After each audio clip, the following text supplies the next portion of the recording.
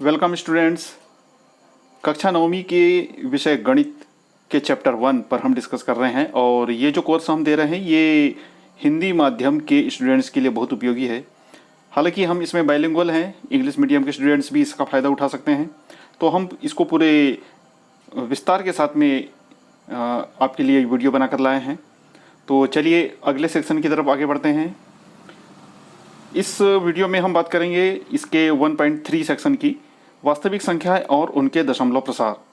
तो real number and its decimal expansions, इसकी मूलभूत अवधारणाएं क्या होंगी, चलिए इस पर बात करते हैं। तो प्यारे बच्चों, हम जानते हैं कि मुख्य रूप से जो संख्याओं के प्रकार हैं जो हमने पहले पढ़े थे, आप अच्छी तरह जानते हैं, हम बार बार इसका जिक्र कर रहे हैं, जिसमें प्राकृत संख्या, पूर्ण संख्या, पूर्णांक संख्या, परिमेय, अपरिमेय और अंत में वास्तविक संख्या है।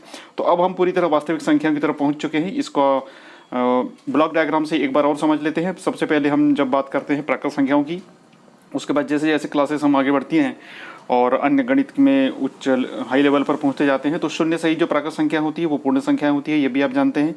लेकिन इनके अलावा शून्य सहित प्राकृत संख्याओं के साथ में यदि सभी ऋणात्मक पूर्ण संख्या भी इसमें जोड़ दी जाए तो ये पूर्णांक संख्या कहलाती है। और इस तरह ये जितनी भी प्रकार की प्राइमरी लेवल की जो संख्याएं होती हैं ये सभी परिमेय संख्या कहलाती है, क्योंकि इन सभी को परिमेय संख्याओं के रूप में व्यक्त किया जा सकता है।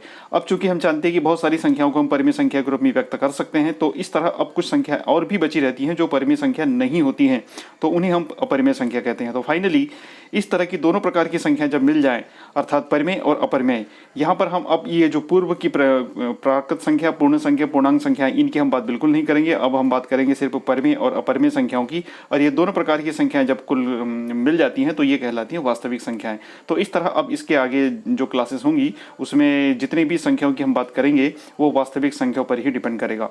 तो इस वीडियो में हम बात कर रहे हैं वास्तविक संख्या और उनके दशमलव प्रसार की, अर्थात real numbers and its decimal expansions. प्यारे बच्चों, हम जानते हैं कि वास्तविक संख्या में मुख्य रूप से हम दो संख्याओं का जिक्र करते हैं, एक तो होती है परिमेय संख्याएं और दूसरी होती है अपरिमेय संख्याएं। तो इस तरह जब हम वास्तविक संख्याओं के दशमलव प्रसार की हम बात करेंगे तो यहाँ पर हम ये देखेंगे कि क्या परिमेय संख्याओं का भी दशमलव प्रसार होता है और क्या। तो चलिए हम अब इसके वास्तविक जो ये कंटेंट है इसकी तरफ आगे बढ़ते हैं। वास्तविक संख्या और उनके दशमलव प्रसार, तो हम एक एक करके हम बात करेंगे। परिमेय संख्याओं को दशमलव में कैसे व्यक्त करते हैं और अपरिमेय संख्याओं को दशमलव में कैसे व्यक्त करते हैं, तो एक एक करके हम देखते हैं। तो पहले हम बात करेंगे परिमेय संख्याओं की। तो परिमेय संख्याओं को कि जब हम इसकी डेफिनेशन पढ़ते थे ना, तो अब इसमें स्पष्ट रूप से लिखा था कि 10 ऐसी संख्याएं जिन्हें P/Q के रूप में व्यक्त किया जा सके। तो इसका अर्थ क्या हुआ कि P/Q क्या होता है, ये भिन्न होता है, अर्थात परिमेय संख्याओं को भिन्न के रूप में व्यक्त कर सकते हैं। लेकिन क्या सिर्फ भिन्न के रूप में व्यक्त कर सकते हैं? नहीं, इसे हम दशमलव के रूप में भी व्यक्त कर सकते हैं और प्रतिशत के रूप में भी व्यक्त कर सकते हैं। आपने लोअर क्लासेस में देखा होगा इस तरह के जो कंसेप्ट है भिन्न का, दशमलव का और प्रतिशत का, इसको आपने लगातार एक के बाद एक पढ़ा होगा। इसका अर्थ ये होता है कि इस तरह की जो संख्याएं होती है ये वास्तविक संख्याएं होती है, इसीलिए लोअर लेवल पर ये तीनों चीज़ें पहले बेसिक नॉलेज देने के लिए ये पढ़ा दी जाती हैं। तो हम यहाँ बात कर रहे हैं वास्तविक संख्याओं की और उस पर दोनों जो प्रकार की संख्या है उनका दशमलव प्रसार कैसे होता है, उन्हें दशमलव में कैसे व्यक्त करते हैं। तो चूंकि हम जानते हैं परिमेय संख्याओं को इन तीन रूपों में व्यक्त कर सकते हैं, एक तो भिन्न के रूप में जो इसके डेफिनेशन में शामिल है, दूसरा दशमलव के रूप में और तीसरा प्रतिशत के रूप में। तो चूंकि भिन्न के रूप में जो व्यक्त करने की बात है ये हम भली भांति अच्छी तरह जानते हैं। प्रतिशत के रूप में फिलहाल हम इसकी बात नहीं करेंगे क्योंकि ये आगे दूसरे जो व्यवहारिक गणित होती है उसमें इस्तेमाल होता है। यहाँ पर हम मुख्य रूप से बात करेंगे दशमलव की, अर्थात प्यारे बच्चों हम बात करेंगे सिर्फ दशमलव प्रसार की, अर्थात परिमेय संख्याओं को दशमलव में कैसे व्यक्त किया जाता है उसी के आधार पर तय होता है कि ये जो दी गई संख्या है वो परिमेय है अथवा अपरिमेय है। इससे बहुत सारे अवधारणाएं स्पष्ट हो जाती हैं। तो सबसे पहले हम ये देखते हैं कि परिमेय संख्या को दशमलव में बदलने के लिए इसके भिन्न रूप के अंश को हर से भाग देते हैं। हम जानते हैं कि परिमेय संख्याओं को भिन्न के रूप में व्यक्त कर सकते हैं और सबसे पहले दशमलव में व्यक्त करने के पहले हमें इसे भिन्न के रूप में व्यक्त करना होता है और तब जाकर हम उसको दशमलव के रूप में व्यक्त कर सकते हैं। तो इसकी सामान्य एक जो प्रक्रिया है वो हम जानते हैं, जब भाग की संक्रिया कुछ पदों के बाद पूर्ण हो जाती है, अर्थात शेष पद शून्य हो जाता है, तब उसे शांत दशमलव कहते हैं। तो प्यारे बच्चों यहाँ पर हमें इस बात का ध्यान रखना है कि जो परिमेय संख्या होती है, जैसे एक परिमेय संख्या हमने ली है 15/8, तो अब हम इसको दशमलव में जब हम इसको व्यक्त करना चाहेंगे तो कैसे करेंगे। एक सामान्य प्रक्रिया आप जानते हैं, 15 में 8 का भाग देंगे और ये भाग देने की प्रक्रिया इस तरह लगातार हम आगे बढ़ाते हैं और इसमें जो अंतिम रूप से इसका जो भागफल होता है 1.88, ये राउंड फिगर में लिखा है, वास्तव में यह है 1.875। अब यहाँ पर आप ध्यान से देखें कि यदि इस तरह की परिमेय संख्याओं को यदि हम हमारी सामान्य प्रक्रिया से भाग देते हैं और दशमलव के बाद जितने भी अंक आए उतने अंक यदि आ जाते हैं, तो ऐसी स्थिति में यदि दशमलव के बाद एक निश्चित स्थान के बाद में शेषफल शून्य आ जाता है, तब ऐसे दशमलव को शांत दशमलव कहा जाता है। इस दशमलव, ये जो परिमेय संख्या को व्यक्त करने का तरीका है 1.875, ये जो दशमलव है ये शांत दशमलव, यानी कि इंग्लिश में कहते हैं टर्मिनेटिंग डेसिमल्स। तो एक स्पष्ट बात हमने यहाँ पर देखी। अब इसके बाद दूसरी बात हम देखते हैं, जब भाग संक्रिया कभी समाप्त नहीं होती तब उसे अशांत दशमलव कहते हैं। यह दो प्रकार की होती है। चलिए, दो प्रकार की तो होती है, लेकिन पहले ये देख लें कि अशांत दशमलव क्या होते हैं। प्यारे बच्चों, यहाँ पर हमने दो एग्जाम्पल लिए हैं।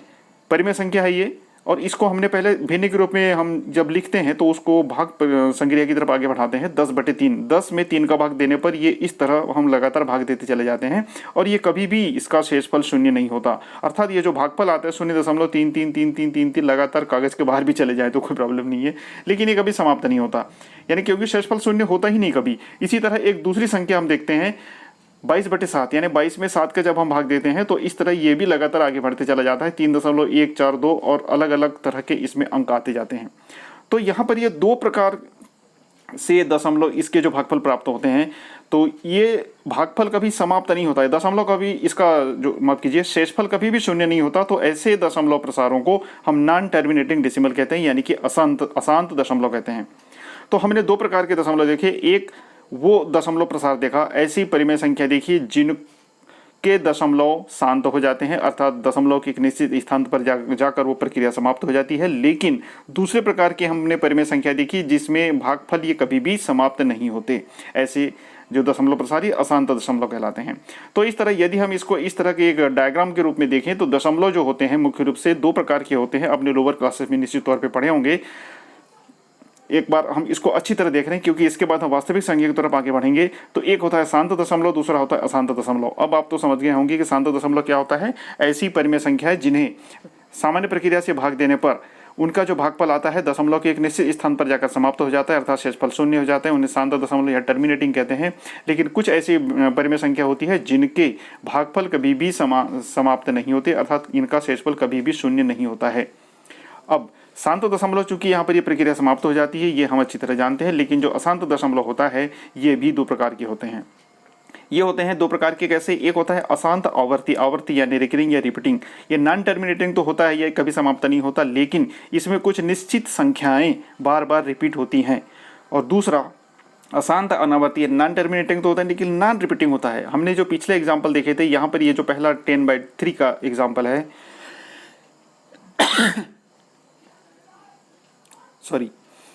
यहाँ पर हम देख रहे हैं ये अशांत तो है, दोनों अशांत हैं, दोनों नॉन टर्मिनेटिंग है। लेकिन जो पहली परिमेय संख्या है ये रिपीटिंग है, रिकरिंग है। क्यों रिकरिंग है? क्योंकि इसमें एक संख्या जो 3 है ये बार बार रिपीट हो रही है। 1 अंक की संख्या भी रिपीट हो सकती है, 2 अंक की संख्या भी रिपीट हो सकती है, 3 अंक की संख्या भी रिपीट हो सकती है, इसलिए इसे टर्मिनेटिंग कहते हैं। लेकिन जो दूसरा परिमेय संख्या का एग्जाम्पल हमने लिया है, इसमें ये अशांत तो है, नॉन टर्मिनेटिंग तो है, लेकिन ये रिकरिंग नहीं है, अर्थात नॉन रिपीटिंग है, ये अनावर्ती है। इसमें रिपीट नहीं होता है, बल्कि ये जो अंक हैं ये बार बार अपनी मर्जी से कुछ भी तरीके से बदलते रहते हैं। तो इस तरह यहाँ पर हमने दो तरह के ये अशांत दशमलव देखे। बस इसी के आगे पीछे हमें घूमना है और फिर ये तय करना है कि यदि कोई संख्या हमें मिलती है और उसमें यदि अशांत दशमलव होते हैं और उसमें दो प्रकार के अशांत दशमलव हम देखेंगे, तो इस आधार पर हम तय कर पाएंगे कि कौन सी परिमेय संख्या होगी और कौन सी वास्तव में अपरिमेय संख्या होगी। तो एक बात हमें स्पष्ट रूप से यहाँ पर समझ लेनी है, यद्यपि ये जब आप क्वेश्चन करेंगे ना तब भी ये बात अच्छी तरह समझ में आ सकती है। ये विशेष बात क्या है? यदि परिमेय संख्याओं के हर के अभाज्य गुणनखंड 2 और 5 हो तो वह शांत दशमलव होता है। अब हम परिमेय संख्या कोई भी लें, यदि हम उसको p/q के रूप में व्यक्त करते हैं तो उसके हर में उसका जो हर होता है उसके हर का अभाज्य गुणनखंड यदि किया जाए, हम जानते हैं अभाज्य गुणनखंड क्या होता है। यदि हर वाली संख्या का अभाज्य गुणनखंड किया जाए और उसमें 2 और 5 ये दोनों हो तो निश्चित तौर पर जब हम उसका दशमलव में उसको चेंज करेंगे तो वो शांत होता है अर्थात टर्मिनेटिंग होता है। लेकिन यदि कोई परिमेय संख्या ऐसी हो जिसके अभाज्य गुणनखंड यदि हम करते हैं और उसमें 2 और 5 के अलावा अन्य दूसरा गुणनखंड भी मिलता है, जैसे कि 3 मिल जाए या 7 मिल जाए या फिर 11 मिल जाए, तो इस तरह यदि स्थिति बनती है तो ऐसी स्थिति में वो जो दशमलव प्रसार होता है ये वो अशांत आवर्ती होता है। ये 2 बात हमें याद रखनी है। बस इसी के आधार पर हम थोड़ा सा आगे बढ़ेंगे। तो चलिए अब इसके आधार पर हम कुछ प्रश्न करके देख लेते हैं ताकि अच्छी तरह ये बात समझ में आ जाए।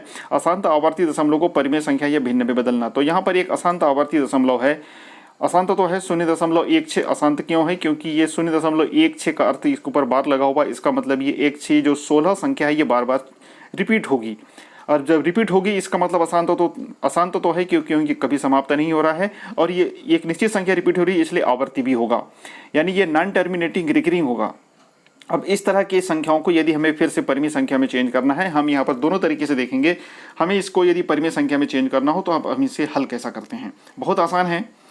हम इसको 0.161616 इस तरह हम लिख लें, ये समीकरण नंबर 1 होता है। और जितने संख्याएं चेंज होती हैं, यानी जितने अंक की संख्या बार बार रिपीट होती है उतने शून्य वाली संख्या जो इसकी आधार संख्या होती है उससे दोनों तरफ गुणा कर देते हैं।